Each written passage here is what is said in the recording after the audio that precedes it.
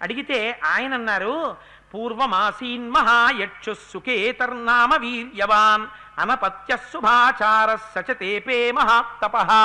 పూర్వకాలంలో సుకేతు అనబడేటటువంటి ఒక యక్షుడు ఉండేవాడు. ఆయనకి చాలా కాలం బిడ్డలు లేరు. ఆయన బ్రహ్మగారిని ఉద్దేశించి తపస్సు చేశారు. తపస్సు చేస్తే చతుర్ముఖ బ్రహ్మగారు ప్రత్యక్షమయ్యారు. ప్రత్యక్షమై ఒక విచిత్రమైన వరాన్ని ఇచ్చాడు. ఆయన, నీకు కొడుకుల్ని ఇవ్వను, నీకు ఒక కూతుర్ని ఇస్తున్నాను. అది కామరూపి, మహాందగత్తె. ఆవిడికి 1000 ఏనుగుల బలం ఉంటుంది అని వరం ఇచ్చాడు. వరం ఇస్తే సరే కూతుర్ని ఇచ్చాడు కదా అని సంతోషించాడు. సుకేతు వెళ్ళిపోయాడు. వెళ్ళిపోతే దదౌ నాగసహస్రస్య బలం చాస్యాహ పితామహ సత్వేన పుత్రం దక్షాయ దదౌ బ్రహ్మా మహాయశాః. కానీ నత్వేన పుత్రం యక్షాయ దదౌ, కొడుకుని మాత్రం ఇవ్వలేదు. 1000 ఏనుగుల బలంతో కూతురు పుట్టింది. ఈ కూతురు పెద్దదవుతోంది, మంచి యవ్వనం, అందగత్తెగా తయారైంది. ఆవిడ్ని సుందుడు అనేటటువంటి ఆయనకిచ్చి వివాహం చేశాడు. వీళ్ళిద్దరికీ మారీచుడు అనేటటువంటి కుమారుడు కలిగాడు. ఇలా కలిగిన తరువాత చాలా స్వైరవిహారిణి అయి ఆ భర్తతో కలిసి 1000 ఏనుగుల బలం ఉంది కదా అని తిరుగుతోంది. ఒకనాడు చాలా పొట్టిగా ఉంటారు అగస్త్య మహర్షి. కానీ ఆయన బ్రహ్మతేజస్సు సామాన్యమైంది కాదు. ఎంత గొప్పవాడంటే అగస్త్యుడంటే, రాక్షసులందరూ సముద్ర గర్భంలో పడుకుంటున్నారయా, పాతాళ ద్వారానికి అడ్డొస్తోంది సముద్రం. ఒక్కసారి ఈ సముద్రాన్నంతటినీ ఎవరైనా తాగేస్తే పాతాళ లోకంలో ఉన్న రాక్షసుల్ని సంహరిస్తానన్నారు దేవతలు. అంటే నేను తాగేస్తానన్నాడు అగస్త్య మహర్షి. ఆయన్ని అడిగారు. అడిగితే ఒక్కసారి అలా చేతిలోకి తీసుకుని ఆపోసన పట్టేశాడు. పట్టేసిన తరువాత ఆ రాక్షస సంహారం అయిపోయిన తర్వాత భూమి అంతా సక్రమంగా నిలబడాలంటే నీరు ఎంత ఉండాలో అంత నీరు ఉండాలి. అందుకని మళ్ళీ నీటిని విడిచిపెట్టేయమన్నారు. అగస్త్య మహర్షి, నువ్వు తాగావు కదా నీరు, దాన్ని మళ్ళీ వదిలిపెట్టేయమన్నారు. అంటే ఆయన అన్నాడు, మీరు నాకు ఆ మాట చెప్పలేదు ముందు, నేను సముద్రాల్ని తాగేశాను, జీర్ణం అయిపోయాయి, ఉన్న నీళ్ళేవో వదిలేస్తాను అని మూత్రద్వారంలోంచి వదిలిపెట్టేట. వదిలిపెడితే అందుకే ఉప్పగా ఉంటాయి సముద్ర జలాలు, స్నానానికి పనికిరావు, పర్వదినాల్లో మాత్రమే స్నానం. నా సొంతంగా చెప్పాననుకుంటున్నారేమో, బ్రహ్మవైవర్త పురాణంలో ఉంది విషయం. అందుకని అగస్త్య మహర్షి అంటే అంత గొప్పవాడు. అటువంటి అగస్త్య మహర్షి కస్యచిత్పథకాలస్య యక్షీ పుత్రమజాయత మారీచం నామ దుర్ధర్షం యస్యాపాద్రక్షసోభవత్. ఒకనాడి సుందుడు వెళ్ళి ఆ అగస్త్య మహర్షి మీద పడ్డాడు. పడేటప్పటికి ఆయన ఒక పెద్ద హుంకారం చేశారు. హుంకారం చేసి శపించి ఆ సుందుణ్ణి సంహరించారు. సంహరించేటప్పటికి తన భర్తని సంహరించాడని విశేషమైన కోపం వచ్చింది. కోపం వచ్చి తన కుమారుడైనటువంటి మారీచుడితో, వాడిది పెద్ద దేహం, పెద్ద పెనం ఎలా ఉంటుందో అలా ఉంటుంది వాడి ముఖం. వాడు ఆ మారీచుడిని తీసుకుని ఈ తాటకై వెళ్ళి ఆ అగస్త్య మహర్షి మీద పడింది. ఆయన్ని కూడా సంహరిద్దామని. రాక్షసత్వం భజస్యేతి మారీచం యాజహారసః అగస్త్య పరమ క్రుద్ధ తాటకామపి శప్తవాన్ పురుషాదీ మహాయక్షీ విరూపా వికృతానన ఇదం రూపం విహాయాధా దారుణం రూపమస్నుతే. నీకు వికృతమైనటువంటి విరూపమైన రూపం వస్తుంది అని చెప్పి తాటకని శపించారు. ఆ మారీచుణ్ణి నా మీదకొచ్చి పడ్డావు కనుక నువ్వు ఇవాళ నుంచి రాక్షసుడవైపోతావని శపించారు. అందువల్ల మారీచుడు రాక్షసుడైపోయాడు. తాటకకి వికృతమైన రూపం వచ్చేసింది. తాటక యొక్క భర్త అయినటువంటి సుందుడు మరణించాడు. తాటక యొక్క జీవితము ఇలా అయిపోవడానికి ఎవరు కారణము? బ్రహ్మగారి యొక్క వరం చేత పుట్టింది. అయినా పొట్టిగా ఉన్నాడు కదా, బ్రాహ్మణుడు కదా, ఏం చేస్తాడులే. ఈ దుష్టభావన వచ్చినప్పుడల్లా గుణపాఠం చెప్పారు అగస్త్య మహర్షి. మనకి ఎదరికి వెళ్ళిన తరువాత కథ వస్తుంది. జీర్ణం జీర్ణం వాతాపి జీర్ణం అని వాళ్ళు కూడా మేక రూపంలో లోపలికెడితే తినేసి జీర్ణం చేసేసుకున్నారు. ఆయన ఒకసారి పొట్ట మీద ఇలా రాసుకుంటే జీర్ణం అయిపోయాడు. బ్రహ్మతేజస్సు కలిగినటువంటి వారు, మహాజ్ఞానులైనటువంటి వారి జోలికిడితే ఎటువంటి పతనము సంభవిస్తుందో చూపించారు. సుందుడు మరణించాడు, కొడుకు రాక్షసుడైపోయాడు, వికృతమైనటువంటి రూపంతో తాటక రాక్షస అయిపోయింది. ఆ తాటక ఇక్కడంతా సంచరిస్తుంటుంది. ఆవిడ నరభక్షణకి అలవాటు పడింది. మనిషి మాంసం తినడానికి అలవాటు పడిపోయింది కాబట్టి ఆ తాటక ఉన్న చోట ఇంకా ఇక్కడ ఆ మలదము కరుషము అనేటటువంటి ఆ జానపదాలు, ఆ పట్టణాలు రెండు అదృశ్యమైపోయాయి. ప్రజలందరూ కూడా ఊరు విడిచిపెట్టి వెళ్ళిపోయారు. అందుచేత రామా, నువ్విప్పుడు ఈ రాక్షసిని సంహరించాలి. నృశంసమనృశంసం వా ప్రజారక్షణ కారణాత్ పాతకం వా సదోషం వా కర్తవ్యం రక్షతా సదా రాజ్యభార నియుక్తానాం ఏష ధర్మ సనాతనః. దశరథ్ ఎంత గొప్పగా మాట్లాడాడో చూడండి. విశ్వామిత్రుడు ఆయనకి బల అతిబల అని విద్యలు ఇచ్చాడంతే. శిష్యుడికి ఏ పాటి ధైర్యం ఉందో చూస్తున్నాడు ముందు. అసలు ఎన్ని గొప్ప విద్యలు ఇచ్చేయండి మీరు. తీరా సభ దగ్గరికి వెళ్ళిన తర్వాత శత్రువుల్ని చూసిన తర్వాత మీరు అన్నీ చెప్పారు కానండి, ఆవిడ చూసేటప్పటికే భయం వేసింది, నాకేం గుర్తు రాలేదన్నాడు అనుకోండి శిష్యుడు, ఇంకెందుకు పనికొస్తాడు వాడికి ఎన్ని ఉపదేశాలు చేస్తే మాత్రం. అందుకని తాటక యొక్క వృత్తాంతం అంతా చెప్పారు. చెప్పి ఇప్పుడు నువ్వు ఆ తాటకని సంహరించు. అయితే అదేమిటి మహాప్రభో, ఆడది కదా, నేను క్షత్రియుణ్ణి కదా, రాజకుమారుణ్ణి కదా, నన్ను ఇంత ధీరం తీసుకొచ్చి మారీచ సుబాహుల్ని నువ్వు వధించాలని చెప్పి తాటకా సంహారం చేయమంటావేమిటయ్యా? మొట్టమొదటే నన్ను ఆడదాన్ని చంపడమా అనుకుంటున్నావేమో రామా. నృశంసమనృశంసం వా ప్రజారక్షణ కారణాత్ పాతకం వా సదోషం వా కర్తవ్యం రక్షతా సదా ఏష రాజ్యభార నియుక్తానాం ఏష ధర్మ సనాతనః. దానివల్ల మహాపాతకమే రాని, అది దోషమే కాని, అది దోషం కాకపోని ప్రజారక్షణ కోసమని చెప్పి రాజ్యాన్ని పరిపాలించేటటువంటి రాజు మాత్రం భూమికి కంటకులుగా ప్రవర్తించేటటువంటి రాక్షసుల్ని సంహరించి తీరాలి. అందుచేత రామా, నువ్వు ఇంకా ఆలోచించకుండా బాణప్రయోగం చేసి తాటకని సంహరించు. పూర్వకాలంలో అలాగే మందర అనబడేటటువంటి ఒక స్త్రీ భూమిని సంహరించడానికి ప్రయత్నం చేస్తే ఆ రోజులలో ఆవిడ్ని సంహరించారు. అలాగే భృగువు యొక్క భార్య ఇంద్రుణ్ణి సంహరించడం కోసం అని చెప్పి తపస్సులో కూర్చుంటే శ్రీ మహావిష్ణువు ఆవిడ్ని సంహరించారు. పూర్వం లోకకంటకులైనటువంటి స్త్రీలని సంహరించడం అనేటటువంటిది ఉంది. అందుకని విరోచనని కుమార్తె అయినటువంటి మందరని ఆ రోజున సంహరించినట్టు, భృగుపత్నిని ఇంద్రుడు ఆ శ్రీ మహావిష్ణువు సంహరించినట్టు నువ్వు కూడా ఇప్పుడు ఈ తాటకని సంహరించు అన్నారు. అంటే రామచంద్రమూర్తి చూశారట. ఆయన ఒక మాట అనొచ్చు, అయ్యా నేను సుక్షత్రియుణ్ణి, నేను ఆడదాన్ని చంపడం ఏమిటయా, పైగా ప్రారంభంలో ఇది నేను చెయ్యలేను అనొచ్చు, నేను చెయ్యను అనొచ్చు, లేదా చేస్తాను అనొచ్చు. చిత్రం ఏమిటో తెలుసా అండి? రామచంద్రమూర్తి అన్నారు, పితుర్వచన నిర్దేశాత్ పితుర్వచన కారణాత్ వచనం కౌశికస్యేతి కర్తవ్యమని శంకయా గోబ్రాహ్మణ హితార్థాయ దేశస్యాస్య సుఖాయ చ తవ చైనా ప్రమేయస్య వచనం కర్తుముజ్యతః. మహానుభావ విశ్వామిత్ర, తాటకని చంపుతాను. ఎందుకు చంపుతానో తెలుసా? ఒకే ఒక కారణానికి తాటకని చంపేస్తాను. పితుర్వచన నిర్దేశాత్ పితుర్వచన కారణాత్. మా నాన్నగారు నన్ను పంపేటప్పుడు ఒక మాట చెప్పారు. విశ్వామిత్రుడు ఏది చెప్తే అది చెయ్యని చెప్పారు. నాకు మా తండ్రి గారి మాట శిరోధార్యం. ఇది రాముడంటే. పితృవాక్య పరిపాలన అంటే 14 ఏళ్ళ అరణ్యవాసం ఒక్కటి చెయ్యడం కాదు, ఎప్పుడెప్పుడు తండ్రి ఏ మాట చెప్తే ఆ మాట జ్ఞాపకం పెట్టుకుని ఔదల దాల్చాడు మహానుభావుడు. పితుర్వచన నిర్దేశాత్ పితుర్వచన కారణాత్ వచనం కౌశికస్యేతి కర్తవ్యమని శంకయా. దాని మీద నా గురువైనటువంటి నువ్వు చెప్పావు. గోబ్రాహ్మణ హితార్థాయ దేశస్యాస్య సుఖాయ చ తవ చైనా ప్రమేయస్య వచనం కర్తుముజ్యతః.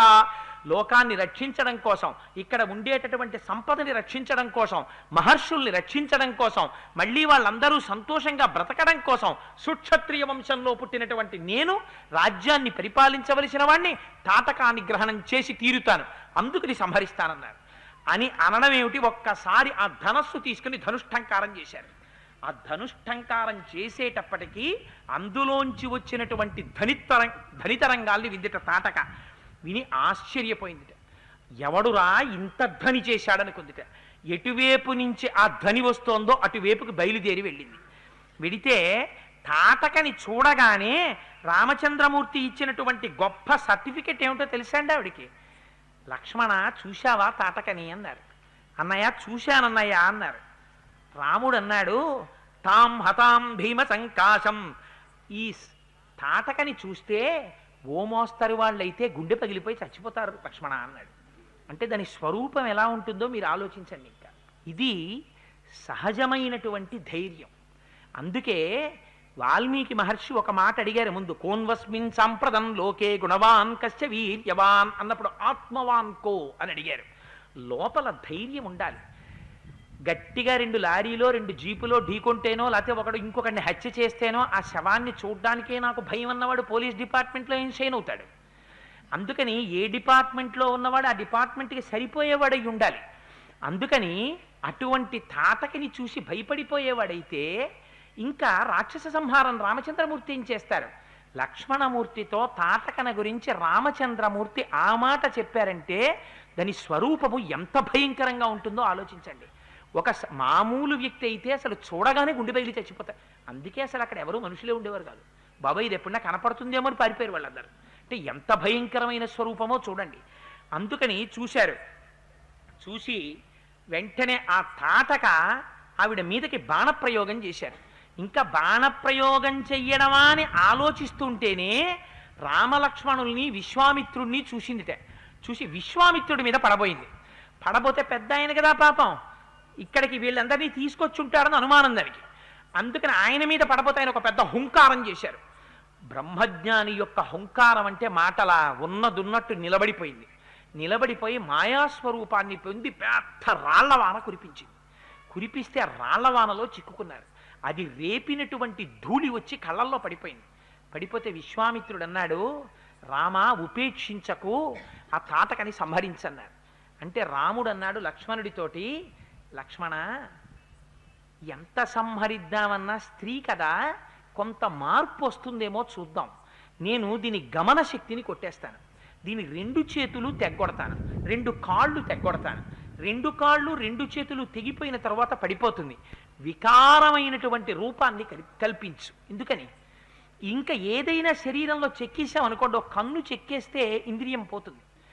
అందుకని ముక్కు చెవులు కొట్టేస్తాను. కొట్టేస్తే చూసుకున్నప్పుడల్లా జ్ఞాపకానికి వస్తుంది. ముక్కు చెవులు లేవు కదా, జ్ఞాపకానికి వచ్చి అప్పుడైనా బుద్ధి వస్తుందేమో. అందుకని వికార రూపం కల్పిద్దాం.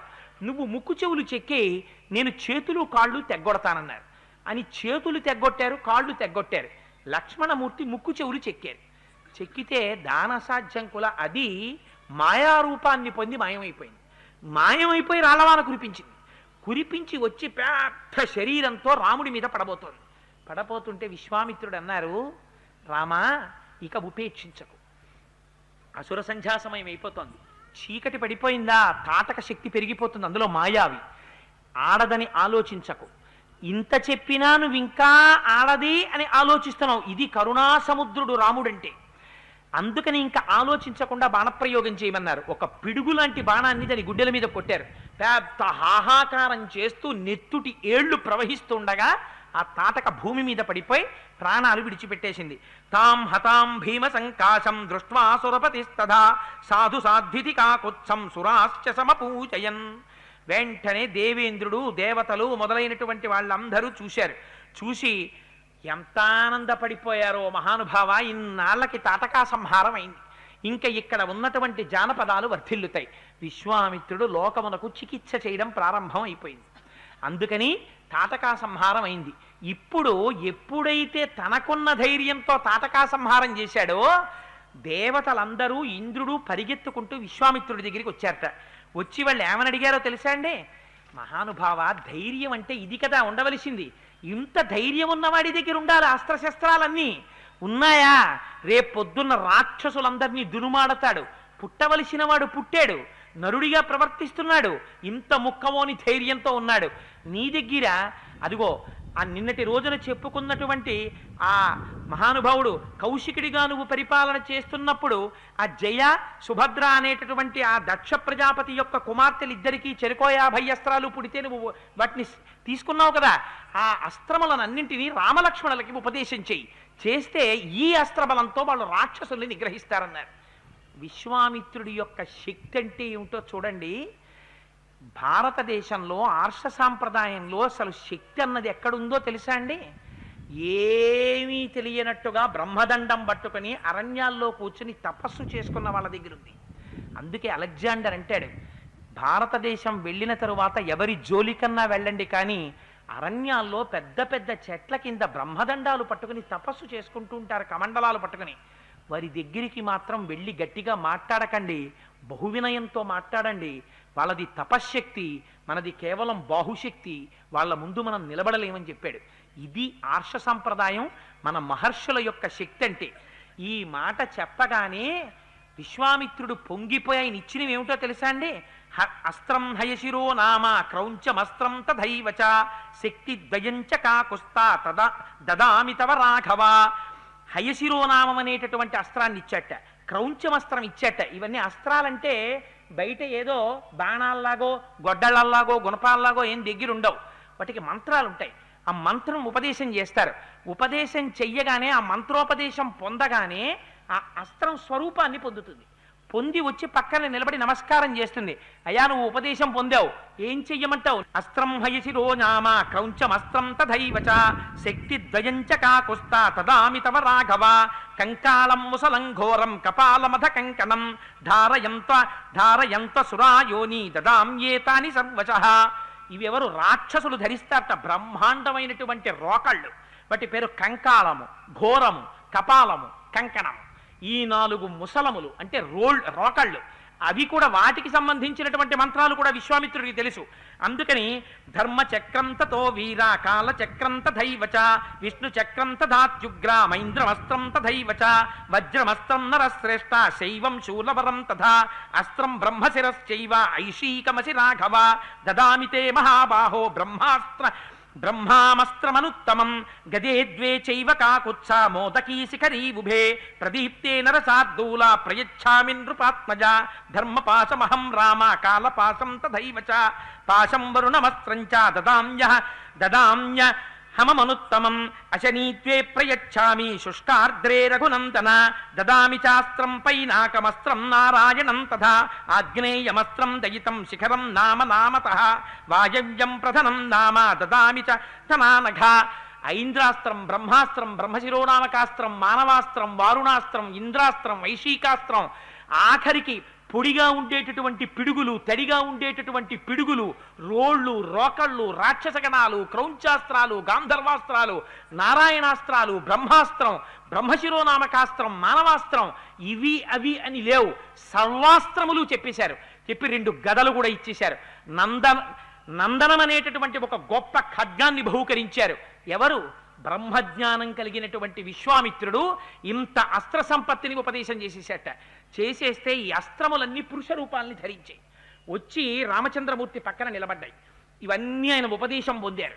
పొందిన తరువాత నిలబడి, స్వామి మేమందరం మీ కింకరులం, నిన్ను సేవిస్తున్నాం, ఎవరి మీదకెళ్ళమంటావు చెప్పన్నారు. అంటే రాముడు అన్నాడు, వాళ్ళని ఒక్కసారి ఇలా తన చేతితో ముట్టుకుని మీ అందరూ నా మనస్సులో ప్రవేశించండి, నా మనస్సులో తిరుగాడుతుండండి, నేను ఎప్పుడెప్పుడు పిలిస్తే అప్పుడప్పుడు పైకి రండి అన్నాడు. ఇప్పుడు ఏమైంది? విశ్వామిత్రుడిలో ఉన్నటువంటి సమస్త శక్తులు రామచంద్రమూర్తిలోకి ప్రవేశించాయి. ఈ మాట ఎవరు చెప్పారు? వశిష్ఠ మహర్షి చెప్పారు. విశ్వామిత్రుడితో వెళ్ళిన తరువాత నీ కొడుకు ఎలా మారతాడో చూడమని. ఎంత తపస్సు చేస్తే ఈ వేదం అంతా వస్తుంది, ధనుర్వేదం. ఏ తపస్సు లేకుండా గురువు యొక్క అనుగ్రహం కలిగిందా? ఇంత తపశ్శక్తిని ధారపోసేశాడు విశ్వామిత్రుడు. ఇవన్నీ చేసిన తరువాత మరునాడు ఉదయం నిద్రలేస్తే విశ్వామిత్రుడు వంక చూసి రాముడు అన్నాడు, మహానుభావ, గురుత్తమ, నాకు మీరు ఇన్ని అస్త్రాలు ఉపదేశం చేశారు, ఆఖరికి పైశాచికాస్త్రం కూడా ఉపదేశం చేశారు, నాకు వీటి ఉపసంహారం కూడా చెప్పమని అడిగాడు. పొంగిపోయేట విశ్వామిత్రుడు. మళ్ళీ ఉపసంహార మంత్రాలన్నీ నేర్పారు. నేర్పి వాటితో పాటుగా రామ ఇంకొన్ని అస్త్రాలు కూడా ఉన్నాయి, అవి కూడా నేర్పేస్తాను తీసుకోమన్నారు. ఆ అస్త్రాలన్నీ కూడా ఇచ్చేశారు. అడగాలి కానీ గురువులకి ఇవ్వడంలో, అందుకే నచోరహార్యం నచ రాజహార్యం న భ్రాతుభాజ్యం న జభారకారి వ్యయే కృతే వర్ధతి ఏవ నిత్యం విద్యాధనం సర్వధన ప్రధానం.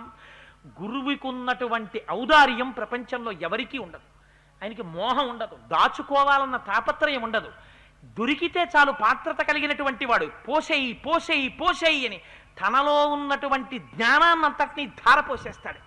గురువు యొక్క ఔదార్యం అంటే ఎలా ఉంటుందో, గురువు పాదములు పట్టుకుంటే, గురువు వెంట వెడితే ఎటువంటి మార్పు వస్తుందో, ఇవాళ రామచంద్రమూర్తిని మన లోకములకంతటికి రక్షకుడిగా మనకు అందించినటువంటి మహానుభావుడు విశ్వామిత్రుడు. ఆ విశ్వామిత్రుడి ప్రజ్ఞ ఏమిటో వాల్మీకి మహర్షి చూపిస్తున్నారు. అగస్త్యుడి ప్రజ్ఞ అంటే ఏమిటో వాల్మీకి మహర్షి చూపిస్తున్నారు. బ్రాహ్మణ్యానికి ఉన్న గొప్పతనం ఏమిటో విశ్వామిత్రుడు చూపిస్తున్నారు. తపస్సుకి ఈ దేశంలో ఉన్న గొప్పతనం ఏమిటో విశ్వామిత్రుడు చూపిస్తున్నారు. వాల్మీకి మహర్షి చూపిస్తున్నారు. ఇది భారతదేశానికి ఉన్న గొప్పతనం. భారతదేశం ఎప్పుడు భౌతికమైన ఐశ్వర్యముతో పేరు తెచ్చుకున్నది కాదు. భారతదేశానికి ఉన్న గొప్పతనం వర్షాలు పడలేదు, మేఘాల మీద రసాయనాలు చల్లుకోవడం ఈ దేశానికి చేత కాదు. ఒక మహాపురుషుడి కాళ్ళు పట్టుకుని సహస్రఘటాభిషేకం చేయించుకుంటుంది, మేఘాలు వచ్చి వర్షాలు కురుస్తాయి. అందుకే ఈ దేశానికి ఆయువు పట్టు వేదం. వేదము ప్రమాణముగా బతికినటువంటి దేశం ఈ దేశం. అందుకని వేద ప్రమాణాన్ని, బ్రాహ్మణ్యాన్ని, బ్రహ్మజ్ఞానికి ఉండేటటువంటి శక్తిని వాల్మీకి మహర్షి రామచంద్రమూర్తిని తయారు చేసినటువంటి విశ్వామిత్రుని యొక్క ఆ క్యారెక్టర్ని, ఆ శీలాన్ని, ఆ వ్యక్తిత్వాన్ని ఆవిష్కరించడంలో నిరూపించి చూపించారు. ఇంత గొప్పగా ఉపసంహార మంత్రాలన్నింటినీ కూడా చూపించిన తరువాత పొంగిపోయారట. పొంగిపోయి మళ్ళీ ఎన్నో అస్త్రాలని ఉపదేశం చేశారు. ఉపదేశం చేసిన తరువాత మరునాడు ఉదయం నడుస్తుంటే అక్కడ సిద్ధాశ్రమం అనేటటువంటి ఆశ్రమం కనపడింది. ఈ ఆశ్రమం ఎవరిది, ఎందుకు ఇక్కడుంది అని అడిగారు రామచంద్రమూర్తి. అడిగితే అప్పుడు మహానుభావుడు చెప్పాడు, సిద్ధాశ్రమమితి ఖ్యాత సిద్ధో హ్యత్ర మహాతపాః ఏతస్మిన్నేవ కాలేతు రాజా వైరోచ నిర్బలిః. ఒకానొకప్పుడు విరోచనుని యొక్క కుమారుడైనటువంటి బలిచక్రవర్తి అపారమైనటువంటి పరాక్రమాన్ని పొంది ఇంద్రుణ్ణి రాజ్యభ్రష్టుణ్ణి చేసి ఇంద్రుడి యొక్క రాజ్యాన్ని కూడా తన రాజ్యంగానే పొందాడు. ఇంద్రుడు శ్రీ మహావిష్ణువుకి భక్తుడే, బలిచక్రవర్తి విష్ణు భక్తుడే. ఇద్దరినీ సంస్కరించవలసినటువంటి అవసరం ఏర్పడింది. అందుకని ఇప్పుడు ఒక రాక్షసుణ్ణి నిగ్రహించినట్టు నిగ్రహించడం కుదరదు. అందుకని అక్కడ కశ్యప ప్రజాపతి తపస్సు చేశారు. ఎవరితో? అదితితో కలిసి. అక్కడే శ్రీ మహావిష్ణువు కూడా పూర్వాశ్రమంలో కొన్ని వేల యుగాలు తపస్సు చేశారు. ఆయనతో పాటుగా అక్కడే వామనమూర్తి యొక్క ఆవిర్భావం జరిగింది. ఎందుచేత కశ్యప ప్రజాపతి అడిగారు శ్రీ మహావిష్ణువుని, మళ్ళీ నా కుమారుడైనటువంటి ఇంద్రుడికి రాజ్యాన్ని ఇప్పించడం కోసమని నువ్వు ఉపేంద్రుడిగా పుట్టాలన్నారు. ఉపేంద్రుడంటే ఇంద్రుడి తమ్ముడు. రాజ్యం ఇవ్వడం కోసమని ఇంద్రుడి తమ్ముడిగా ఆయన పుట్టి, ఎవ్వరు అడగడానికి ఇష్టపడరు. ఒకరి దగ్గరికి వెళ్ళి చెయ్యి చాపడం అంటే ఎంత చులకన. ఒకరి దగ్గర చెయ్యి చాపరు. కానీ తన భక్తుడైనటువంటి వాణ్ణి నిగ్రహించలేక మహానుభావుడు వామనమూర్తిగా పుట్టివాడిగా వచ్చి బ్రహ్మచారిగా ఏది అడిగితే అది ఇచ్చేసేటటువంటి స్వభావం ఉన్నవాడు బలిచక్రవర్తి యాగం చేస్తున్నాడని చెప్పారు. అక్కడికి వెళ్ళి చెయ్యి చాపి అడిగారు, నాకొక్క 3 అడుగుల నేల దానమివ్వయా బలి అని అడిగారు. ఎందుకు 3 అడుగులు? నీకేం కావాలో చెప్పు, నీకేం కావాలంటే అది ఇచ్చేస్తాన్నాడు బలిచక్రవర్తి. నిజంగా పోతన గారు భాగవతంలో అందించారండి. వరచేలములో, మాడలో, పలములో, వన్యంబులో, గోవులో, కరులో, కాలములో, నికేతనములో, లేకపోతే వన్యంబులో, కాంతలో నీకేం కావాలి చెప్పు, ఏం కావాలంటే అది ఇచ్చేస్తానన్నాడు. అంటే ఆయన అన్నాడు, ఒంటివాడ నాకు 1-2 అడుగుల మెరయిమ్ము సొమ్ము మెరయొల్ల కోర్కె తీర బ్రహ్మ కూకటి ముట్టెద దనకుతుక సాంద్ర దానవేంద్ర. నాకెందుకయా 3 అడుగుల నేల దానవి? నువ్వు దానం ఇచ్చానన్నావా, నేను బ్రహ్మాండాలన్నింటినీ ఆక్రమించేస్తాను, చూపిస్తానన్నాడు. పాపం బలిచక్రవర్తి 3 అడుగుల నేల దానం చేసేసాడు. దానం చేసయ్యగానే ఒక పాదంతో భూమిని కొలిచేశాడు. ఇంతంతైవటుడు ఇంతయై మరియుతానింతై అభోవీధిపై అంతైతో యదమండలగ్రమన కల్లంతై ప్రభారాశిపై అంతై చంద్రునికంతయై ధ్రువునిపై అంతై మహర్వాటిపై అంతై సత్య పదోన్నతుండగుచు బ్రహ్మాండాంత సంవర్తియై రవిబింబింబమంపపత్రమగు ఛత్రంబై శిరోరత్నమై శ్రవణాలంకృతియై గళాభరణమై సవర్ణ కేయూరమై చెవిమత్కంకణమై కటిస్థలి ముదంచఘంటయైను పురప్రవరంబై పదపీఠమై వటుడుతా బ్రహ్మాండమున్ నిండుచోన్ తన పుట్టిల్లెదె పొమ్మటంచునజుడున్ తన్నాభి పంకేరుహంబు నిరీక్షించి నటించి తత్పాద శేచనముంచేసి కమండలూతకములన్ చల్లించి తత్తోయముల్ వినువీధిన్ ప్రవహించదేవనదిగా విశ్వాత్ము కీర్తి ప్రభన్. ఆనాడు మహానుభావుడు సమస్త బ్రహ్మాండములు నిండిపోయాడు వామనమూర్తిగా వచ్చి. ఆ వామనమూర్తి ఇక్కడే కూర్చుని తపస్సు చేశారయ్యా. ఇది సిద్ధాశ్రమం అంటారు. కశ్యప ప్రజాపతి యొక్క కోరిక తీరినటువంటి ఆశ్రమం ఇది. ఇక్కడే శ్రీ మహావిష్ణువు తపస్సు చేశారు. ఇక్కడే శ్రీ మహావిష్ణువు ఇంద్రుడికి తమ్ముడు ఉపేంద్రుడై పుట్టాడు. వామనమూర్తి అని పేరు పెట్టుకుని దానం పుచ్చుకున్నాడు. పుచ్చుకుని తిరిగి ఇంద్రుణ్ణి రాజ్యమునందు ప్రతిష్ఠ చేశాడు. అందుకని అందరూ తమ తమ కోరికలు తీర్చుకున్నటువంటి ఆశ్రమం కనుక ఈ ఆశ్రమానికి సిద్ధాశ్రమం అని పేరు అని ఒక విచిత్రమైనటువంటి మాట చెప్పారు. ఎవరు? వాల్మీకి విశ్వామిత్రుడు రాముడితో అంటూ, ఇదిగో ఇక్కడ ఉన్నటువంటి సిద్ధాశ్రమం నా ఒక్కడితే కాడు, అద్య గచ్చామహే రామ సిద్ధాశ్రమమనుత్తమం తదాశ్రమ పదం తాత తవాప్యేతద్యథా మమ. ఈ ఆశ్రమంలో నేనిప్పుడు ప్రస్తుతం యాగం చేస్తున్నది ఇక్కడే చేస్తున్నాను. కానీ రామా, ఈ ఆశ్రమం నాదే కాదు, ఈ ఆశ్రమం నీది కూడా అనుకో, లోపలికి రా అన్నారు. ఎందుకని? అక్కడ ముందు తపస్సు చేసిన వారు శ్రీ మహావిష్ణువు, ఆ ఆశ్రమం ఆయింది. అక్కడే వామనమూర్తి తపస్సు చేశారు, ఆశ్రమం ఆయింది. ఇవాళ ఆ ఆశ్రమంలో సిద్ధి పొందడానికి విశ్వామిత్రుడు తపస్సు చేస్తున్నాడు, విశ్వామిత్రుడు యాగం చేస్తున్నాడు. అందుకని ఈ ఆశ్రమం నిధి కూడా ఈ చెప్పడంలో నువ్వు శ్రీమన్నారాయణుడు అని నాకు తెలుసు రామా. అందుకని నాదే కాదు ఈ ఆశ్రమం, నిధి కూడా ఉండన్నారు. ఉండని బ్రహ్మాండమైనటువంటి యాగం ప్రారంభమైంది. రామా, చాలా జాగ్రత్తగా ఉండు. 6 రాత్రులు 6 పగళ్ళు నువ్వు ఈ యజ్ఞాన్ని కాపలా కాయాలి. దీక్ష వహించి నేను మౌనంలోకి వెళ్ళిపోతున్నాను. చిట్ట చివరికి వచ్చేసరికి యాగాన్ని పాడు చేసేస్తారు మారీచ సుబాహులు వచ్చి, జాగ్రత్త పడమన్నారు. 5 రాత్రులు గడిచిపోయాయి. 6వ రోజు ప్రవేశించింది. రాముడు లక్ష్మణుడితో అన్నాడు, లక్ష్మణ చాలా జాగ్రత్త, ఇవాళతో యాగం పూర్తవ్వాలి, ఇప్పుడే దీన్ని పాడు చెయ్యడం కోసమని వస్తారు రాక్షసులు, చాలా అప్రమత్తతతో ఉండమన్నాడు.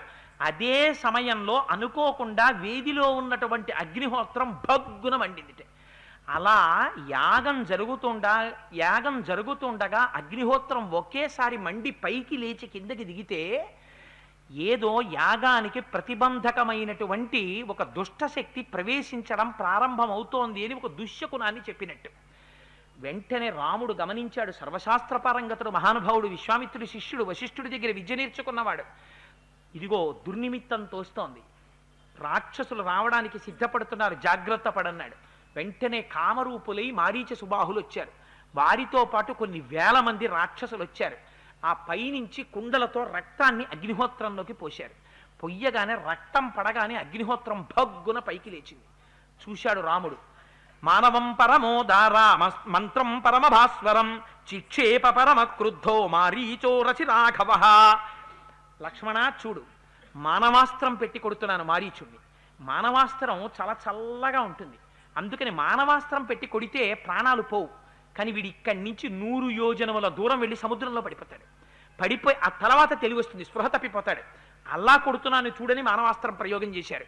అది చల్లగా ఉంటుందేమో, ప్రాణం తీయదు. తీయకుండా వాడిని 100 యోజనాల దూరం తీసుకుపోయి సముద్రంలో బారేసింది. ఒకేసారి కొట్టారు మారీచుడిని రామచంద్రమూర్తి. కొడితే వాడు ఏమన్నాడో తెలుసా అండి అరణ్యకాండలో? రకారాదీని రామాని రామత్రస్తస్య రావణ రత్నాని చరదాశ్చైవ విత్రాస జనయంతిమే అన్నాడు. ఒరే రావణ, నా దగ్గరికి ఎవరైనా వచ్చి రా అంటే తర్వాత మా అంటారేమో అని అప్పటి నుంచి పారిపోతూనే ఉన్నాను రా అన్నాడు. ఎవరైనా నా దగ్గరికి వచ్చి రత్నం అందామని, రథం అందామని రా అన్నారనుకో, తర్వాత మా అంటారేమో అని పారిపోతుంటాను నేను. నాకంత భయం రా. ఒక్కసారి కొట్టాడు రాముడు జీవితంలో. రాముడి దెబ్బంటే నీకు తెలియక ఇలా విచ్చలవిడిగా తిరుగుతున్నావు అన్నాడు. నేను మానవాస్త్రం పెట్టి కొట్టారు. ఆ తర్వాత సుబాహుడు వచ్చాడు. వస్తే ఆయన మీదకి ఆగ్నేయాస్త్రం ప్రయోగించారు. గుండెలు బద్దలై నెత్తురు కక్కుతూ సుబాహుడు కింద పడి మరణించాడు.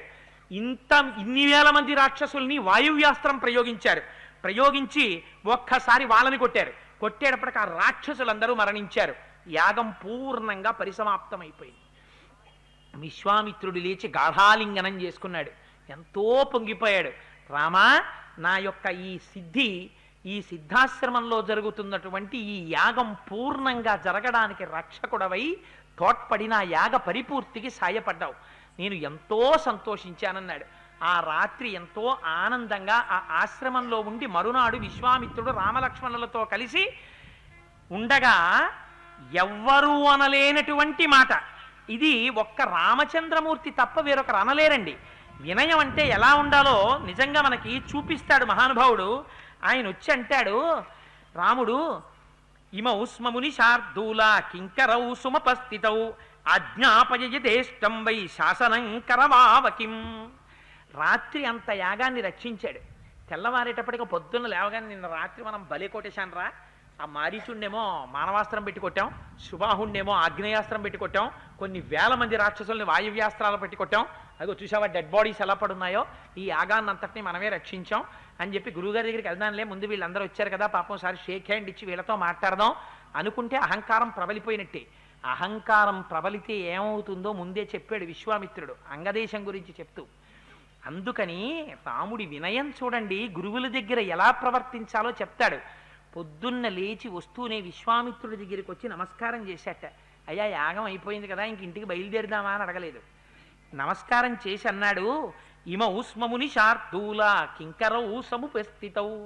మేము నీ కింకరులం విశ్వామిత్ర మహర్షి, మేమిద్దరం నీ సేవకులం. నీ యొక్క పాదముల సన్నిధానంలో అంజలి ఘటించి నిలబడి ఉన్నాం. నువ్వు ఇంకా మేము చెయ్యవలసినటువంటి పని ఏదుందో ఆజ్ఞాపయధేష్టం వై శాసనం కరవావకిం. నువ్వు శాసించు, ఆజ్ఞాపించు. ఒరే కింకరులారా ఈ పని చేయండిరా అని చెప్పు. ఆ పని చెయ్యడానికి నీ పాదముల దగ్గర సిద్ధంగా ఉన్నానయ్యా విశ్వామిత్ర అన్నాడు. ఇది రామచంద్రమూర్తి యొక్క వినయం అంటే. ఎవరు ఉండగలరలా? అంతటి వినయశీలి గురువు దగ్గర.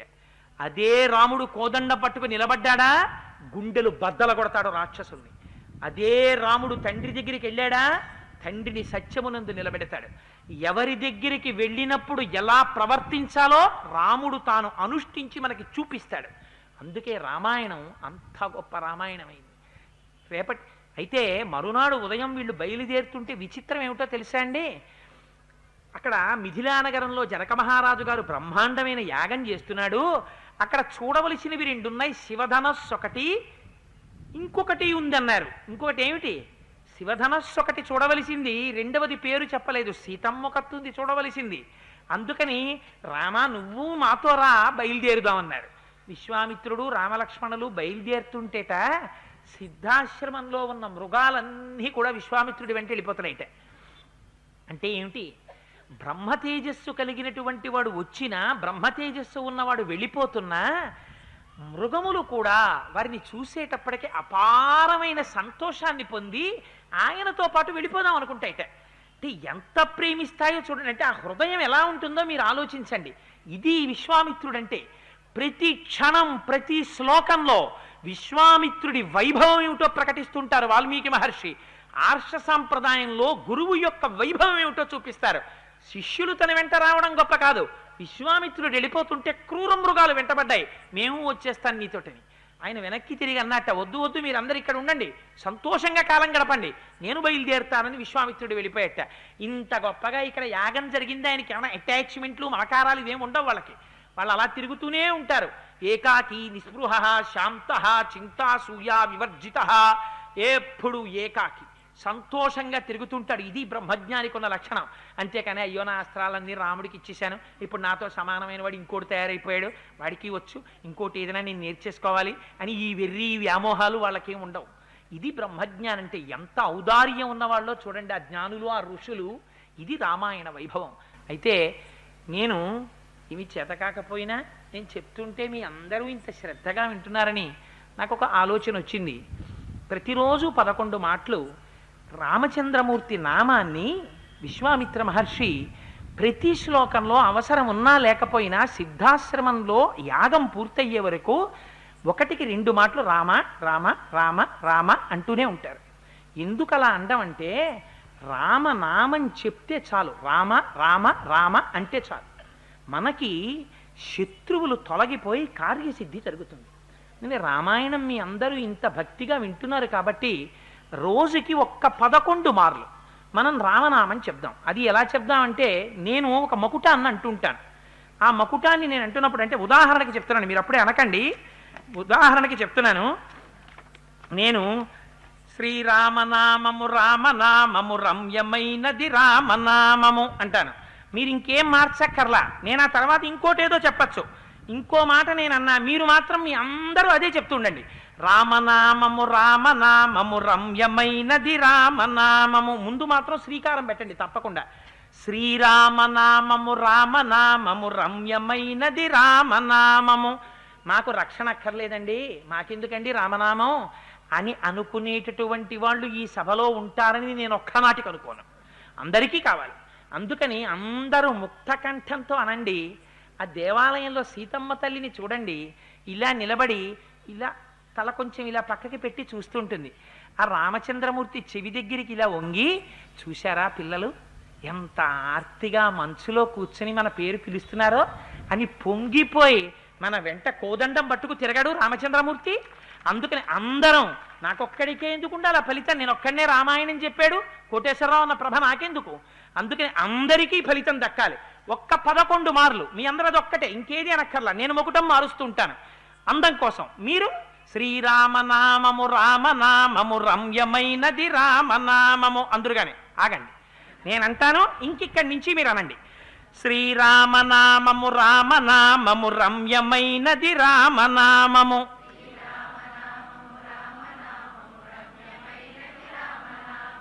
శ్రీమదఖిల రహస్య మంత్ర విశేషధామము రామనామము.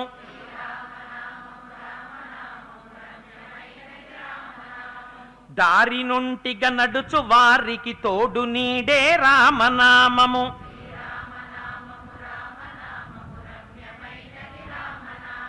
నారదాది మహామునీంద్రులు నమ్మినది శ్రీరామనామము.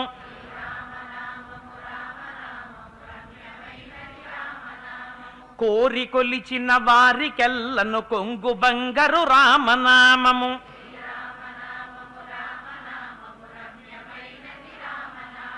పాహి కృష్ణాయనచు ద్రౌపది పలికినది శ్రీరామనామము.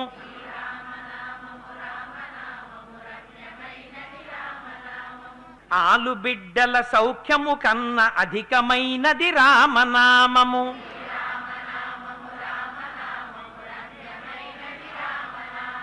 నీవు నేనను భేదమేమియు లేకయున్నది రామనామము.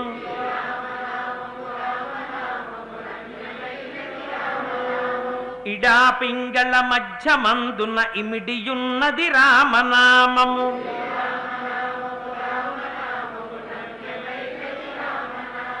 అండపిండ బ్రహ్మాండములకు ఆధారమైనది రామనామము.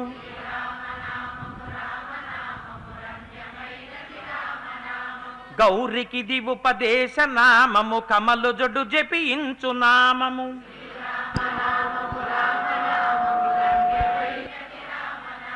గోచరంబగు జగము లోపల గోప్యమైనది రామనామము.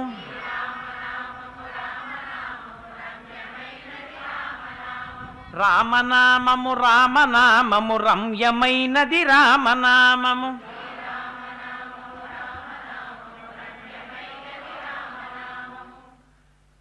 వాల్మీకి మహర్షికి ఒక అలవాటు ఉంది.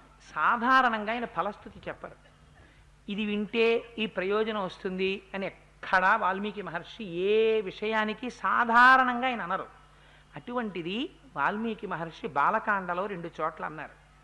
గంగావతరణం వింటే ఫలస్థుతి చెప్పారు. స్కందోత్పత్తి వింటే ఫలస్థుతి చెప్పారు. రేపటి రోజు ఆదివారం కనుక ఇవాళ ఇక్కడ వరకే చెప్పి ఆపడానికి కారణం మహోత్కృష్టమైనటువంటి ధర్మాలంటే ఏమిటో, ఏ ధర్మం ఈ జాతికి ఆయువు పట్టో దాన్ని రేపటి రోజున బాలకాండ నిరూపిస్తుంది. నిరూపించి రేపటి రోజున గంగావతరణ ఘట్టాన్ని ప్రస్తావన చేస్తాను. ఆ గంగావతరణం వింటే విన్నంత మాత్రం చేత కొన్ని కోట్ల జన్మల నుంచి మన శరీరాన్ని అంటిపెట్టుకున్న పాపరాశి ఉత్తర క్షణం దగ్ధమైపోతుందని వాల్మీకి మహర్షి అభయం ఇచ్చారు. అందుకని రేపటి రోజున ఆ గంగావతరణ ఘట్టాన్ని వివరిస్తాను. సర్వం శ్రీ ఉమామహేశ్వర పరబ్రహ్మార్పణమస్తు. స్వస్తి.